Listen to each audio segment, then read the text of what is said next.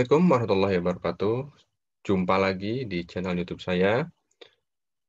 Kita akan membahas lagi soal dari kompetisi Sains Nasional khusus bidang mata pelajaran IPA jenjang SMP. Sekarang kita bahas nomor 17, yaitu soal mengenai fisika. Kita lihat soalnya seperti berikut ini.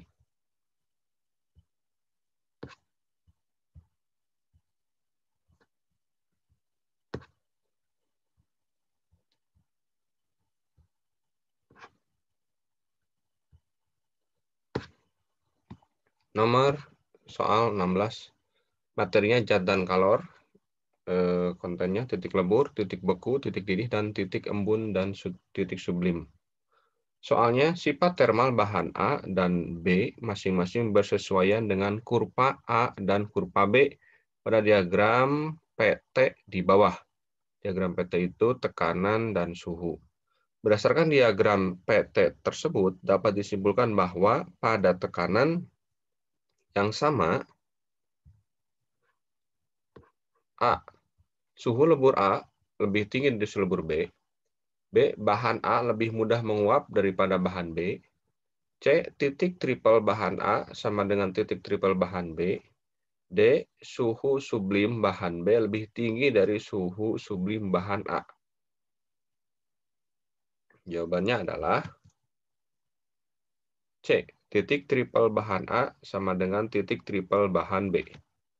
Bagaimana pembahasannya? Kita lihat. Pada pembahasannya, kita lihat bahwa pada ilmu termodinamika, titik triple sebuah zat merupakan temperatur dan tekanan di mana ketiga fase, yaitu gas, cair, dan padat, zat tersebut berada dalam kesetimbangan termodinamika. Ya. Yang mana sebelah sini kita lihat pada diagramnya, untuk kurva sumbu Y adalah tekanan, kurva sumbu X yaitu suhu. Misalkan di sini ada air, kemudian diberikan suhu, ya, es dulu, di sini es yang padat, kemudian mencair, kemudian berubah menjadi gas. Yang mana awalnya ini adalah es, kemudian diberikan energi kalor, maka dia akan mencair. Nah, titik triple ini adalah ketika benda ini berada dalam kesetimbangan termal. Yang mana kesetimbangan termal pada titik triple sebesar 273 Kelvin. Sehingga pada titik triple ini adalah bahannya tetap sama. Ya, bahannya sama, yaitu adalah air. Karena tadi dari padat, yaitu es, kemudian diberikan kalor, kemudian dia akan mencair, ya. Nah, terus diberikan kalor lagi, dan dia akan berubah menjadi gas. Dan tadi jawabannya adalah pada titik triple, bahan A sama dengan titik triple bahan B. Nah, di sini ya, bahan A pada titik triple ini, bahannya tetap sama ya, pada titik triple ini. Oke, itu soal nomor 16. Sekarang soal nomor 17. Mengenai zat dan kalor untuk materinya kalor dan perubahan temperatur, kalor jenis dan kapasitas kalor. Soalnya adalah seorang siswa ingin membuat teh dingin dengan cara memasukkan bongkahan es bermassa 100 gram bersuhu 10 derajat Celcius ke dalam gelas bermassa 200 gram yang terisi 300 gram air bersuhu 300 derajat Celcius. Jika kalor jenis es bernilai 0,5 kalori per gram derajat Celcius, kalor jenis air 1 kalori per gram derajat Celcius, kapasitas kalor gelas 100 kalori per derajat Celcius, dan kalor lebur es 80 kalori per gram. Berapakah suhu teh dingin yang dihasilkan saat kondisi campuran setimbang? Nah, sini artinya ada kalor yang dilepas dan ada kalor yang diterima. Kita gunakan asas Black. Ketika kita ingin membuat teh dingin, campurkanlah. Nah, biasanya air yang suhunya sini suhunya 300 Celcius dengan yang 10. Nah, pertanyaannya berapakah suhu campuran teh dingin tersebut? Nah, kita lihat dulu jawabannya ya. Kita lihat dulu jawabannya adalah 7 derajat Celcius. Nah, pembahasannya kita lihat. Nah, pembahasannya adalah karena tadi berawal dari sebuah es merasa suhunya min ya, bukan min 10 derajat Celcius. Min 10 derajat Celcius suhu es memiliki massa, kalor jenis, dan ada perubahan suhu. Kemudian ketika ini dicampurkan pada Q2, perubahan kalor kedua, dia akan melebur es tersebut berubah menjadi air. Kemudian pada perubahan kalor ketiga, es tersebut akan berubah suhunya. Ya. Nah, nanti kita gunakanlah pertukaran kalor terhadap gelas, tidak dapat diabaikan. Nah, kalor lepas sama dengan kalor terima. Yang melepas kalor adalah air panas dan gelas. Sedangkan yang menerima kalor adalah es. Itu Q1, Q2, dan Q3. Tadi ya pada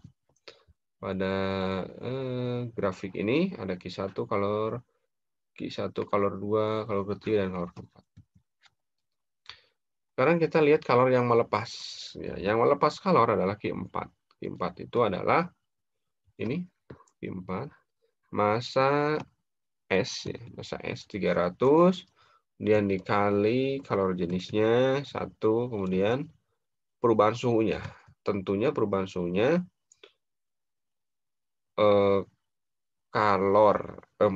suhu air yang 30 derajat dikurangi X. Ya, X ditambah ini kalor leburnya. Tadi kalor leburnya adalah 100 kapasitas kalor gelas. Kapasitas kalor gelas ini 100 kalori. Nah, dikali perubahan suhunya 30 kali X. Jadi kalor lepasnya tinggal dihitung 12.000 dikurangi 400X. Ini persamaan pertama. Dan kita hitung kalor yang diterima. Kalor yang diterima oleh S ya, tentunya. Kita tentukan dulu massa esnya berapa, kalor jenis esnya, kemudian perubahan suhunya. Tentunya dari 0 suhu akhir kurangi suhu awal, itu 0 dikurangi negatif 10 jadi 10. Ditambah kapasitas kalornya ketika melebur 100 gram, kemudian kalor leburnya berapa? Ya, 80. Dan ditambah 100 dikali 1 dikali X, ini Q3. Q3, perubahan suhunya. Di X berarti sini ya. Dan itu berarti X dikurangi 0. X kurangi 0. Ya, tetap X. Tetap X.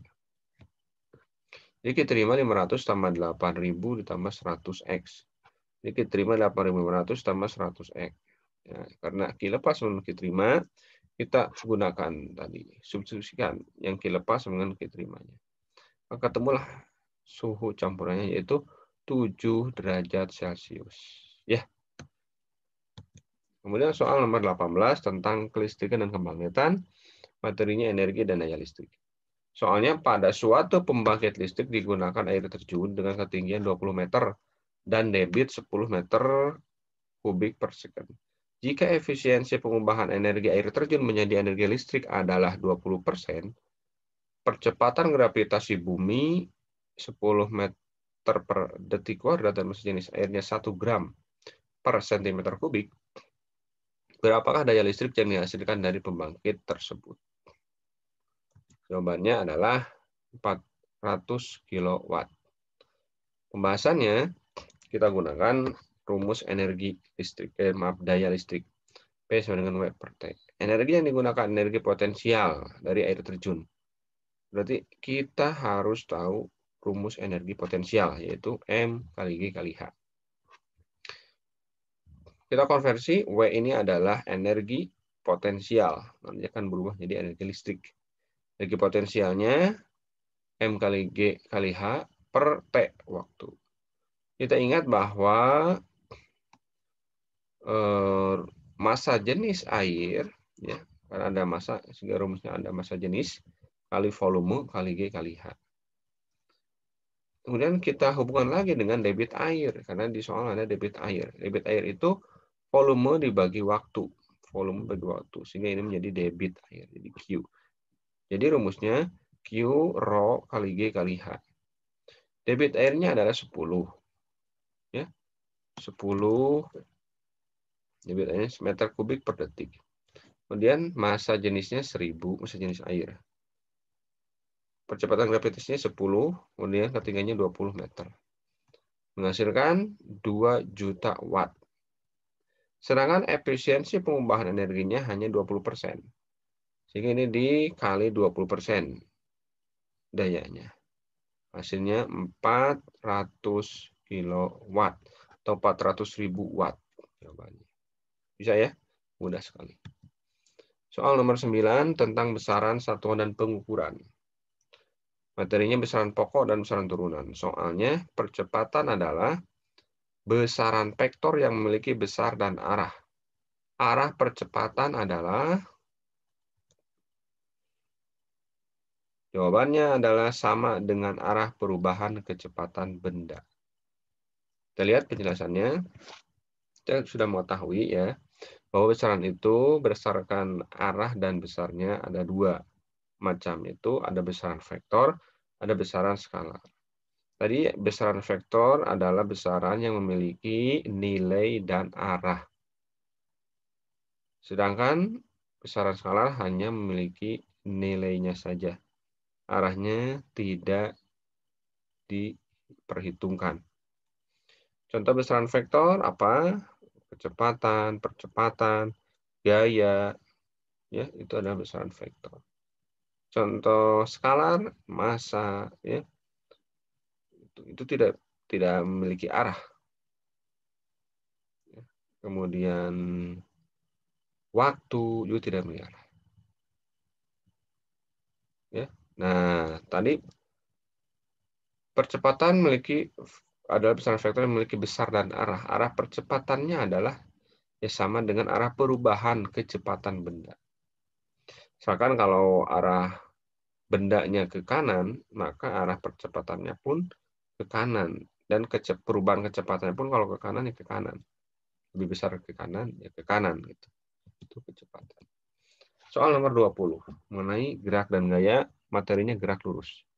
Sebuah benda bermasa 0,5 kg mengalami gerak vertikal ke bawah. Selama geraknya, benda mengalami gaya gesekan sebesar 1 Newton.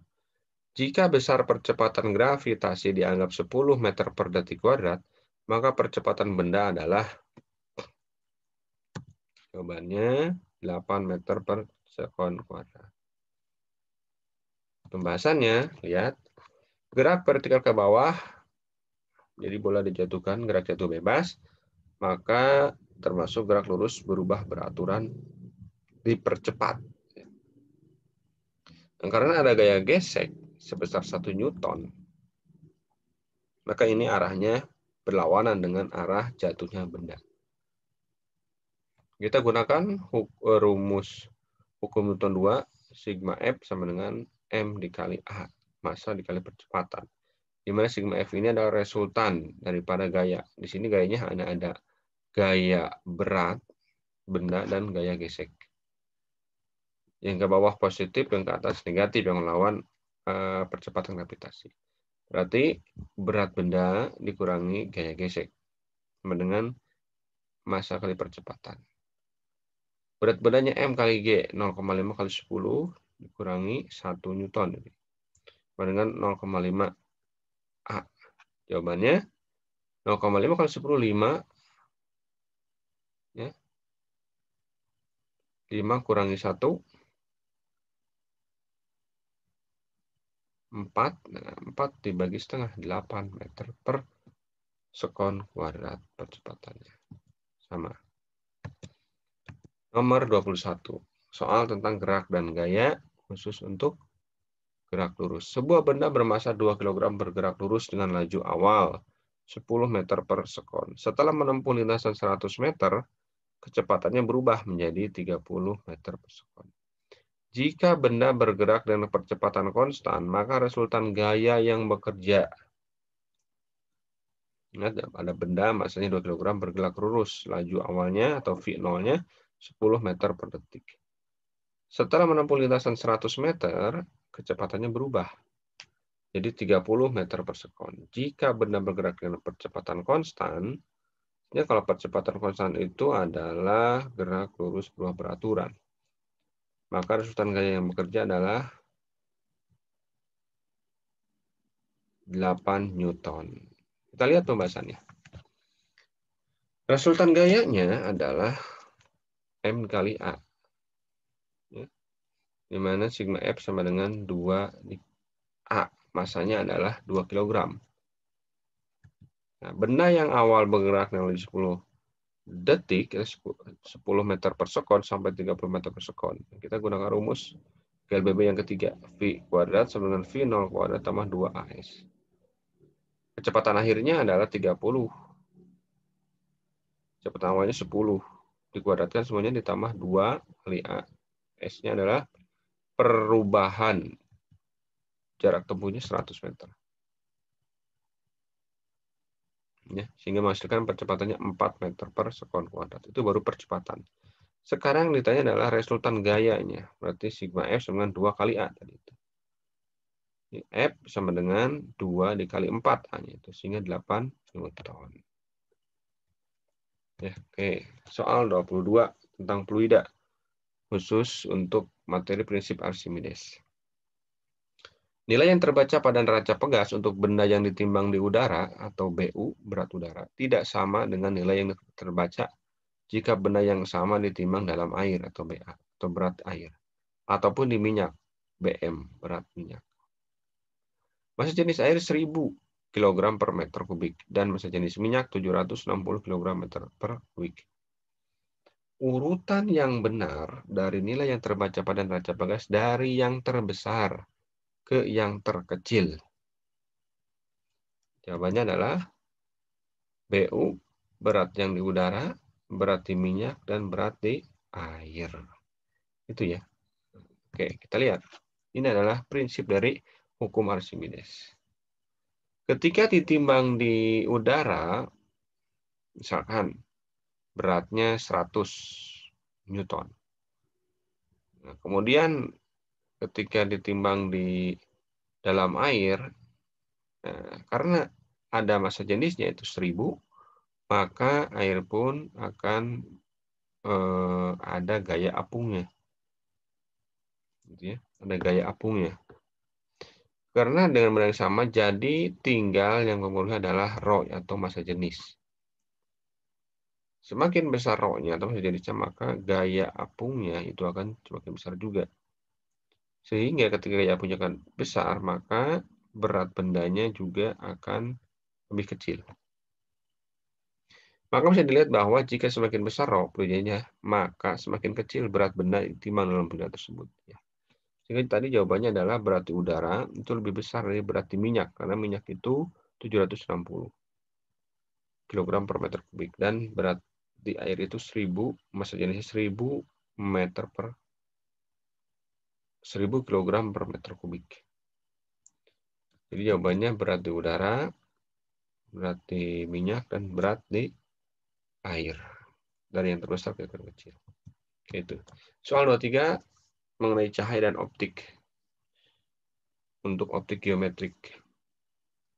Sebuah benda nyata dan tegak diletakkan di depan sebuah cermin cekung pada jarak lebih besar dari panjang fokus cermin itu. Dan kurang dari 2 kali panjang fokus cermin. Bayangan yang dihasilkan oleh cermin cekung bersifat, kita bayangkan ada benda nyata dan tegak diletakkan di depan sebuah cermin cekung yang jaraknya lebih besar dari panjang fokus. Artinya kalau panjang lebih besar dari panjang fokus, dia ada di ruang kedua atau ketiga. Dan kurang dari 2 kali panjang fokus. Berarti dia ada di ruang 2. Bayangan yang dihasilkan oleh cermin cekung itu bersifat A. Nyata, terbalik, dan diperkecil. B. Nyata, tegak, dan diperbesar. C. Maya, tegak, dan diperbesar. D. Nyata, terbalik, dan diperbesar. Kita lihat jawabannya adalah nyata, terbalik, dan diperbesar. Pembahasannya kita lihat. Pada jarak lebih besar dari panjang fokus cermin, berarti setelah fokus depan cermin kurang dari 2 kali panjang fokus. Ini sebelum jari-jari di depan cermin, kesimpulannya benar terletak antara fokus dan jari-jari kelengkungan atau di ruang 2. Seperti ini. Kalau kita gambarkan ada benda tegak, lurus, dan nyata. Kita gambarkan perjalanan sinarnya untuk menghasilkan sebuah bayangan. Sinar merambat lurus dengan sumbu utama akan dipantulkan oleh cermin cekung menuju titik fokus bawah. Sinar menuju titik fokus akan dipantulkan oleh cermin cekung sejajar dengan sumbu utama. Nah, perpotongan dua buah sinar istimewa inilah bayangannya. Jadi bayangannya ada di ruang 3. Bayangannya bersifat nyata karena ada di depan cermin, nyata, kemudian dia terbalik dan lebih besar. Oke, jawabannya yang D. Soal nomor 24. Cahaya dan optik untuk optik geometrika. Jalannya cahaya dalam kabel serat optik mengikuti peristiwa A. Pembiasan, B. Pemantulan total, C. Interferensi, D. Dispersi. Jawabannya adalah pembiasan. Nah, jadi serat optik itu, serat optik adalah saluran transmisi atau sejenis kabel yang terbuat dari kaca atau plastik yang sangat halus dan lebih kecil dari sehelai rambut dan dapat digunakan untuk mentransmisikan sinyal cahaya dari suatu tempat ke tempat lain. Sumber cahaya yang digunakan biasanya adalah laser atau LED. Kabel ini berdiameter lebih kurang 120 mikrometer. Wow, sangat kecil sekali. Sampai mikro. 10 pangkat min 3. 10 pangkat min 6 mikro itu. Sangat kecil sekali. Sepersejuta meter. Pada prinsipnya, serat optik memantulkan dan membiaskan sejumlah cahaya yang merambat di dalamnya. Prinsipnya memantulkan dan membiaskan sejumlah cahaya. Catatan, pemantulannya sih iya, tapi bukan pemantulan total, tetapi pemantulan sejumlah atau sebagian. Tadi jawabannya pembiasan, jadi tidak ada pemantulan total. Jadi ada yang dibiaskan, ada yang dipantulkan juga. Gitu ya. Soal nomor 25 masih tentang cahaya dan optik.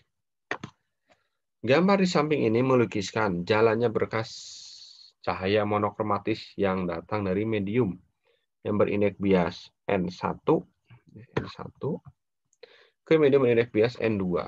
Bila sudut kritisnya sama dengan 45 derajat, maka kondisi fisik tersebut yang paling mungkin adalah kita belum mengetahui indeks biasnya berapa. Ya. N1 N1 lebih kurang dari N2.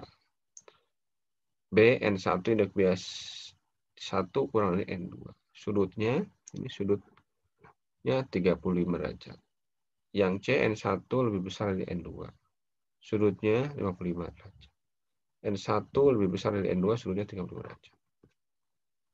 Jawabannya adalah C, N1 lebih besar dari N2, sudutnya 55 derajat. Kita lihat pembahasannya. Dari gambar arah sinar merambat dari medium rapat ke medium kurang rapat, yaitu N1 lebih besar dari N2.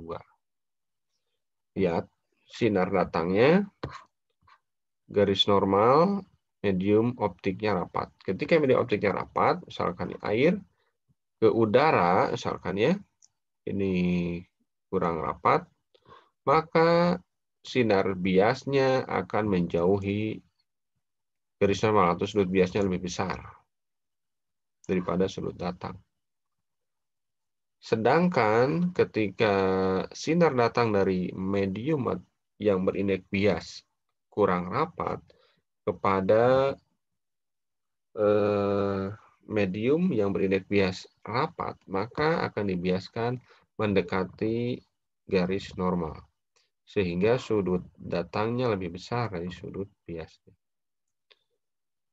Nah, ini berdasarkan soal tadi, lihat bahwa sinar datang dan dibiaskan akan menjauhi garis normal. Artinya, indeks bias N1 ini rapat kepada yang tidak rapat. Artinya rapat ini adalah lebih besar nilai indeks biasnya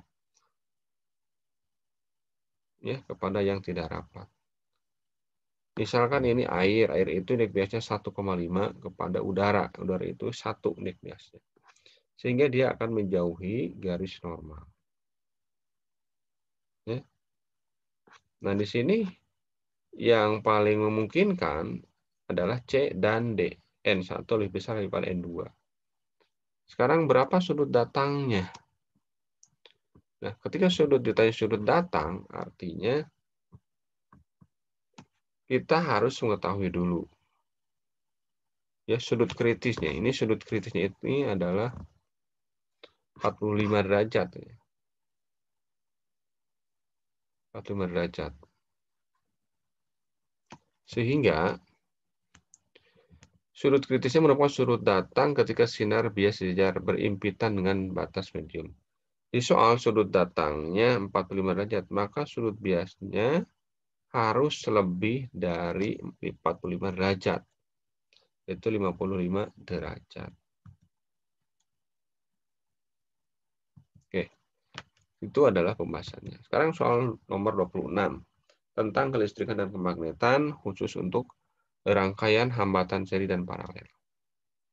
Soalnya, 3 buah hambatan listrik nilainya masing-masing 8 ohm, 4 ohm, dan 2 ohm. Rangkaian ketiga hambatan itu tidak dapat memiliki nilai hambatan-hambatan pengganti sebesar, jawabannya adalah yang B. 14/3 ohm, 28/5 ohm, 28/3 ohm. Ini tes rangkaian seri semua ya. Sini soalnya 3 buah hambatan listrik nilainya masing-masing 8, 4, 2. Rangkaian ketiga hambatan itu tidak dapat memiliki berarti tidak diketahui apakah dia seri, disusun seri atau paralel. Berarti kita tinggal tes. Kalau seri semua tinggal ditambahkan 8 tambah 4 tambah 2. 12 tambah 2 14 ohm ya. Sini 14 ohm berarti ini tidak dipilih karena ada. Kan soalnya itu yang ditanyakan rangkaian ketiga hambatan itu tidak dapat memiliki, yang tidak dapat memiliki. Berarti yang salah. Kita cek. Tes rangkaian paralel semua. Rangkaian hambatan paralel itu 1/Rp sama dengan 1/1 tambah 1/R2 tambah 1/R3. Nah, hasilnya adalah 8/7. 8/7 kalau diparalelkan. Ada yang 8/7. Nah, ini ada. Di sini ada. Ya, berarti yang C dan D jangan dipilih karena ada. Kalau diparalelkan ini ada. Jawabannya adalah yang B. Tidak ada, tidak dapat memiliki hambatan. Ya, bagus sekali. Soal nomor 27. Tentang kelistrikan juga dan kemagnetan untuk energi dan daya listrik. Soalnya adalah daya listrik 500 kV ampere akan dikirim ke suatu kota yang berjarak 100 km. Menggunakan kabel yang punya hambatan 0,0002 ohm per meter dengan kuat arusnya 10 ampere. Berapa persenkah daya listrik yang terdisipasi pada kabel transmisi tersebut? Jawabannya 4%. Ini caranya. Energi listrik atau daya listrik yang hilang pada kawat transmisi jarak jauh dapat dihitung bersama energi dan daya listrik. Yaitu P sama dengan V dikali I. V ini adalah tegangan dikali arus listrik. Daya listriknya sebesar tadi 500 kV. Jaraknya 100 km atau kita pangkatkan 100 kali 10 pangkat 3 meter. Ini 100. Hambatannya 0,002 ohm per meter. Jadi 2 kali 10 pangkat min 3 ohm. Jadi per meternya 2 kali 10 pangkat min 3 ohm. Per meter, sekarang per meter. Hambatan totalnya seluruh kawat adalah serat tadi jaraknya 100 kali 10 pangkat 3 meter dikali 2 kali 10 pangkat 3. Hasilnya adalah totalnya 200 ohm. Nah, daya yang hilang itu atau daya terdisipasi P sama dengan I kuadrat dikali R. Karena V ini adalah I dikali R. I dikali R. Jadi I dikuadratkan dikali R. I-nya adalah di soal arusnya 10 ampere. Hambatannya tadi yang total 200 ohm. Sama dengan 20.000 watt. Persentase yang hilang, daya hilang per daya sumber kali 100%. Daya yang hilang adalah 20.000. Daya sumbernya adalah tadi 500 watt. 500.000 watt. Sehingga dikali 100%. 200.000 dibagi 500.000 kali 100% sama dengan 4%. Ya, itu yang hilang. Oke, soal nomor 28 tentang kelistrikan magnet khusus untuk materi konduktor, insulator, dan semikonduktor. Soalnya 3 buah kawat penghantar dari bahan yang berbeda-beda mempunyai luas penampang yang sama. Jadi ada kawat pengantar 1, 2, dan 3. Bahannya berbeda-beda, tapi luas penampangnya sama. Perubahan nilai hambatan terhadap panjang kawat diperlihatkan pada grafik. Urutan kawat yang bersifat penghantar paling baik ke paling buruk. Nah, jawabannya adalah 2, 1, 3. Oke, untuk luas lampang yang sama, untuk luas penampang yang sama dan panjang yang sama dari jenis berbeda. Kawat yang bagus menghantarkan arus listrik adalah kawat yang memiliki hambatan paling kecil. Nah, hambatan paling kecil itu ini. Yang nomor berarti ini hambatan, ini arus listrik. Ya, ini R hambatan. Berarti yang paling bagus itu adalah hambatannya yang paling kecil. Lihat ini yang paling kecil. Ini. Ya, berarti 2, 1, 3 jawaban. Ya. Nomor 29. Soal tentang getaran, gelombang, dan bunyi khusus untuk materi bunyi. Soalnya, sebuah mesin mengeluarkan bunyi dengan taraf intensitas bunyi sebesar 70 desibel. Bila diukur pada jarak 10 meter dari mesin, berapa besar taraf intensitas bunyi yang dihasilkan bila diukur pada jarak 100 meter dari mesin tersebut? Jawabannya adalah 50 desibel. Pembahasannya, lihat. Kita pakai rumus ini, TI, taraf intensitas bunyi ya. Akhir sama dengan taraf intensitas bunyi awal dikurangi 10 log jarak akhir per jarak awal dikuadratkan. Taraf intensitasnya T1 itu, taraf intensitas pertama itu adalah 70 desibel. Dikurangi 10 log jaraknya 100, yang 70 desibel ini ukur pada 10 meter. Sekarang kita mau ukur pada 100 meter.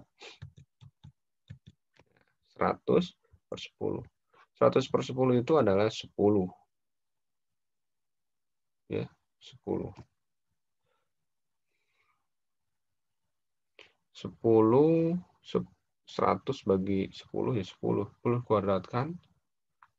Ya, 10 dikuadratkan. Nah, jadi 10 log 2 itu 2 kali 10, itu 20.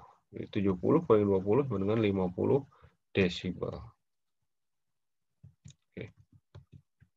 Sekarang soal 30, soal terakhir. Itu tentang kelistrikan dan kemagnetان. Soalnya mengenai gaya magnet pada muatan yang bergerak dalam medan magnet. Soalnya adalah sebuah proton bergerak dari utara ke selatan dalam medan magnet homogen yang arahnya vertikal ke atas. Proton mengalami gaya magnet yang arahnya ke titik-titik. A atas, B bawah, C selatan, D barat. Jawabannya adalah yang barat, ke barat. Pembahasannya gunakan kaidah tangan kanan, proton menuju ke selatan, maka jempol ini ya, jempol menuju ke selatan, maka jempol selatan. Medan magnetnya ke atas, keluar bidang telapak tangan. Selatan, jempol selatan, medan magnetnya ke atas ini ya. Itu kaidah tangan kanan. Oke, terima kasih. Itulah pembahasan soal-soal kompetisi sains nasional bidang IPA untuk jenjang SMP. Semoga bermanfaat dari video pertama yang nomor 1 sampai 15. Soalnya tentang biologi, sekarang yang 16 sampai 30. Soalnya mengenai fisika semua. Mudah-mudahan bermanfaat. Selamat belajar dan tetap semangat untuk mengejar prestasi di kompetisi sains nasional. Assalamualaikum warahmatullahi wabarakatuh.